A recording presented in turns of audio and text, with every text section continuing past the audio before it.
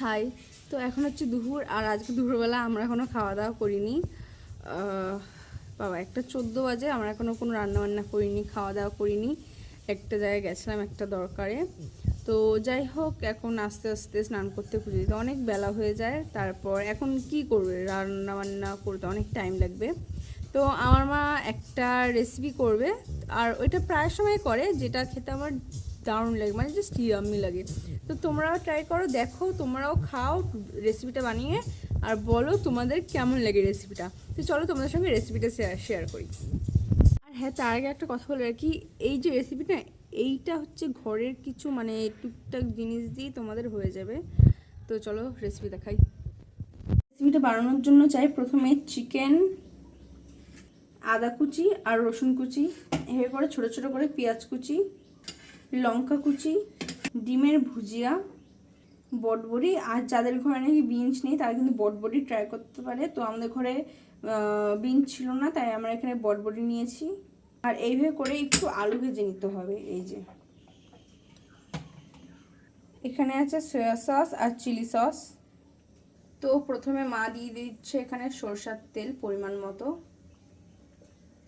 তেলটা কিন্তু ভালো মতন গরম করে নিতে হবে। তো এখানে এরকম আমার মা বটবড়িগুলোকে সব ভাজা স্টার্ট করে দিচ্ছে।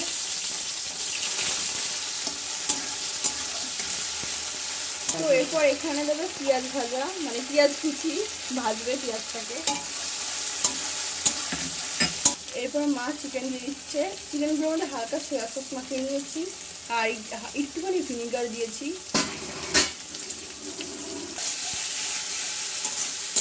এরপর দেবো কাঁচা রসুন আর আদা কুচি, লঙ্কা কুচি।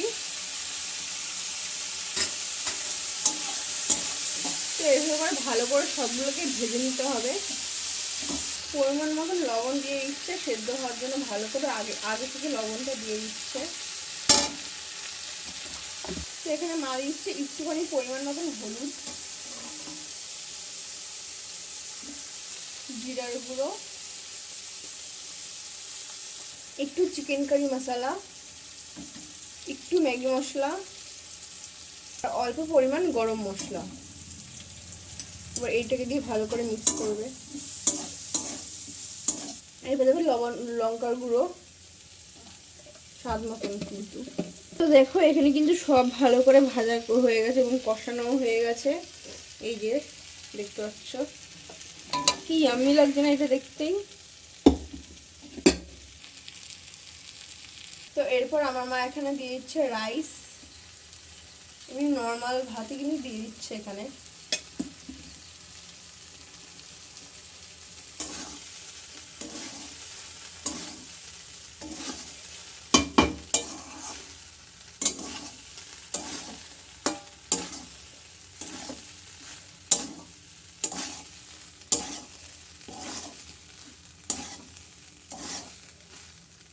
পর এইটার মধ্যে দিয়ে দেবো আলু ভাজা, মানে ভেজে রেখেছিলাম আগে থেকে, দেখতে দেখিয়েছি এটা তোমাদেরকে আমি। আর ডিম ভাজা, মানে ডিমটা ভুজিয়া করে ভাজা হয়েছে। এবার এটা দিয়ে মিক্স করে নেবো।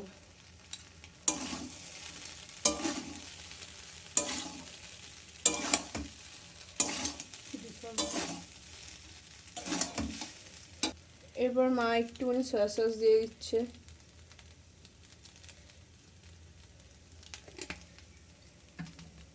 আর একটু চিলি সস।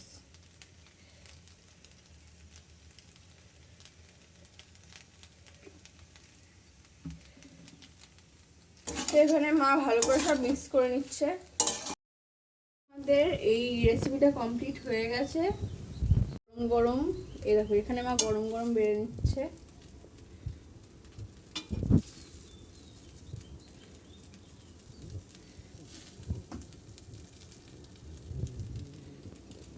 এই দেখো আমরা এখন এইটা খেয়ে নেব, এই গরম গরম মিক্সড রাইস টাইপের, মানে মা যে করেছে, আমার মায়ের স্পেশাল রেসিপি। এই যে খেতে কিন্তু এটা ইয়ামি হয়েছে, মনে হচ্ছে, দেখেই মনে হচ্ছে। আর আমার মায়ের হাতে রান্না না জাস্ট ইয়ামি হয়।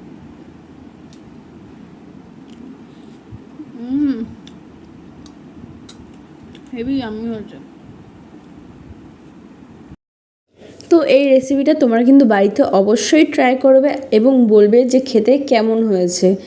তো আজকের জন্য এখানেই টাটা, দেখা হচ্ছে নেক্সট ভিডিওতে। Bye and support me guys, by.